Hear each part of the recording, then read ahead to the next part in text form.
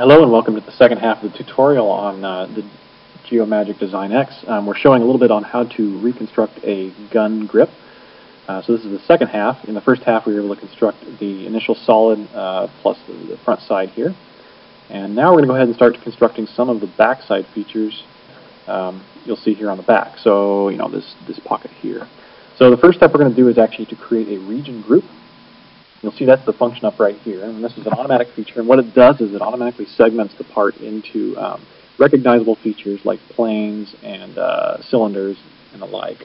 And by doing that, we can actually take advantage of some of the more automated features. So what we're going to do now is go ahead and construct this pad on the back, and I'm going to do that by inserting a mesh sketch.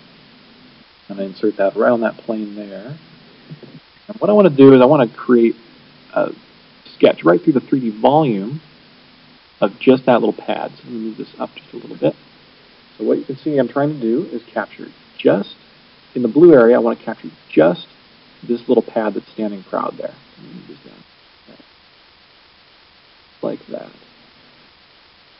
Okay, so now if you look at it, go up a little bit too high. Let me move this a hair. Okay. So see, I've got a pretty good, clean sketch running around the perimeter of that. Let me make sure that I capture the whole thing. That's what I wanted. And it's pretty good. I think that'll do it. So we'll go ahead and click on that. And okay, so what I'm going to do now is create this sketch here. And we're going to do that once again using the auto sketch. And I'm going to go ahead and just select, how about just that stuff there. All right. So I've automatically sketched that, and I'm going to do a little bit of cleanup. I think this should be continuous. So I'm going to go ahead and run that to the edge there. Fill it. And the rest of it looks pretty good. Okay, we're ready to go. So I'm going to go ahead and take that and extrude as solid. So insert solid extrude. And here's where we can take advantage of some of those features. I'm going to go ahead and pull that up just until it snaps, and you'll see on the top there, it just snapped into this region here. And you'll notice I am not actually merging the solid, so this is going to create a separate 3D solid that's separate from the original body. And I did that for a reason, because the next thing we need to do is go ahead and create these little undercuts. And you'll see right there, it's undercut just a little bit here. So I need to do that. I'm going to create that with a chamfer. And I will go ahead and insert the chamfer. I'm going to pick that bottom edge there. And the easiest way to do this is to actually use the Estimate from Mesh button. This is actually going to measure the existing mesh and fit that chamfer right on top of it, exactly where it needs to go. See how it's a nice tight fit? So I'm going to OK that. And let's do the same on the other side. Insert. Sorry, go ahead and use that chamfer and that edge right there. And once again, I'm going to use the Estimate from Mesh to get that chamfer right on top of that scan where it should be. Yeah, it looks good. Go ahead and OK that. Okay, now I'm going to go ahead and merge these two solids together so they're now one continuous.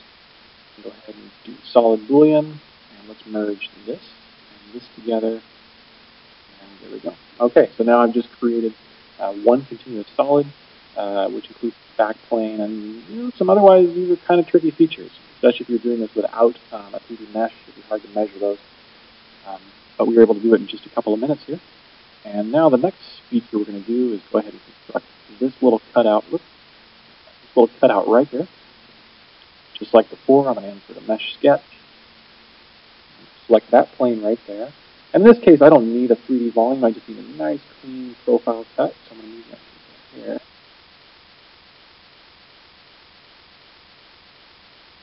So I'm just trying to get a nice, clean profile that cuts through that part there. And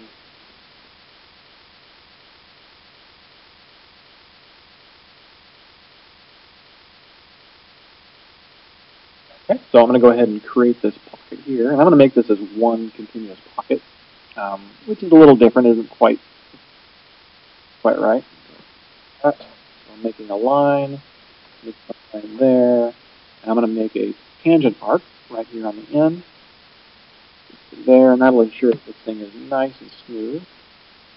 by selecting and double-clicking, I can force the tangent on the bottom as well as the top. So we've actually got a tangent.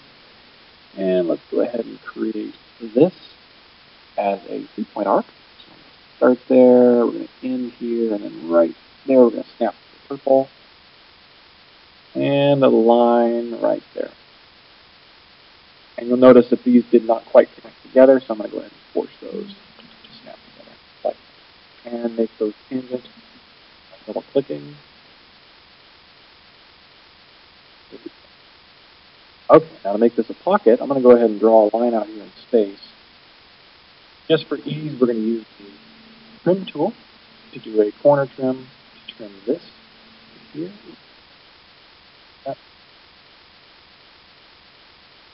There and there to make that sharp corner, and this one here to make the sharp corner. And I've over-trimmed this feature intentionally just so I can make sure I clear the part. And now that sketch is complete. I'm going to go ahead and insert a solid extrude. What we're trying to do is we're trying to capture this plane right over here. If you don't want to go to the full depth, you can have the other one later. So I'm going to move this until it snaps to that region group. Where are you?